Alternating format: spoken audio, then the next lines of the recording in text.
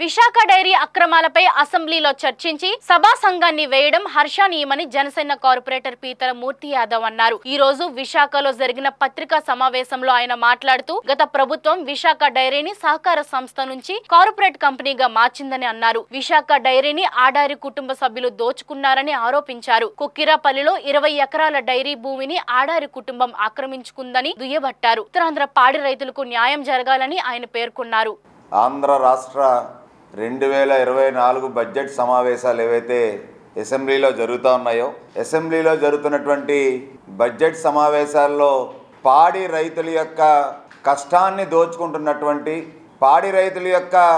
బాధలను తెలుసుకొని విశాఖ డైరీలో రైతులు జరుగుతున్నటువంటి అన్యాయాల మీద, అవినీతి అక్రమాల మీద నిన్న జరిగినటువంటి సభలో గౌరవ ఆంధ్ర రాష్ట్ర సభాపతి వర్యులు పెద్దలు పూజ్యులు చింతకాయల అయ్యన్ పాత్రుడు గారు ఏదైతే సభ్యులు ఆంధ్ర రాష్ట్ర తెలుగుదేశం పార్టీ అధ్యక్షులు గాజువాక శాసనసభ్యులు పల్లా శ్రీనివాసరావు గారు, అలాగే తూర్పు నియోజకవర్గ శాసనసభ్యులు వెలగపూడి రామకృష్ణబాబు గారు, అలాగే పెందుర్తి నియోజకవర్గ శాసనసభ్యులు పంచకల్ల రమేష్ బాబు గారు, అలాగే నెల్లూరు శాసనసభ్యులైనటువంటి వేమిరెడ్డి ప్రశాంత్ రెడ్డి గారు, వీరందరూ కూడా విశాఖ డైరీలో జరుగుతున్నటువంటి అన్యాయాలు, అవినీతి అక్రమాల పైన రైతులు నడి రోడ్డు మీదకి వచ్చి ధర్నాలు చేస్తూ ఉన్నారు. వాళ్ళ విశాఖ డైరీ పాల సేకరణ ధరలు ఏవైతే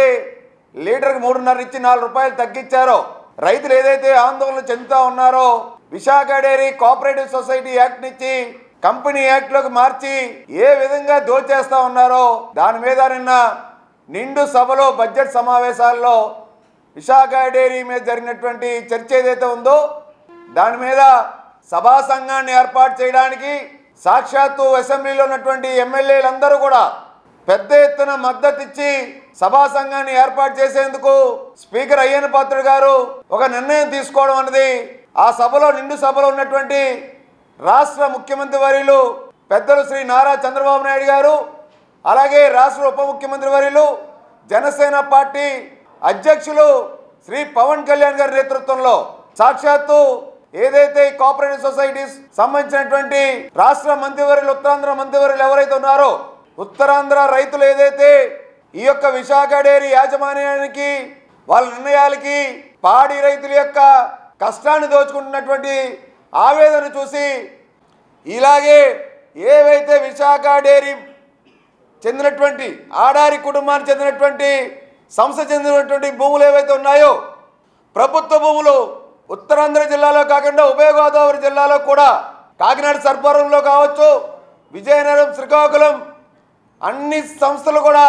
అన్ని స్థలాలు కూడా ప్రభుత్వ భూముల్ని తిరిగి స్వాధీనం చేసుకోవాలని చెప్పి మేము కోరాం.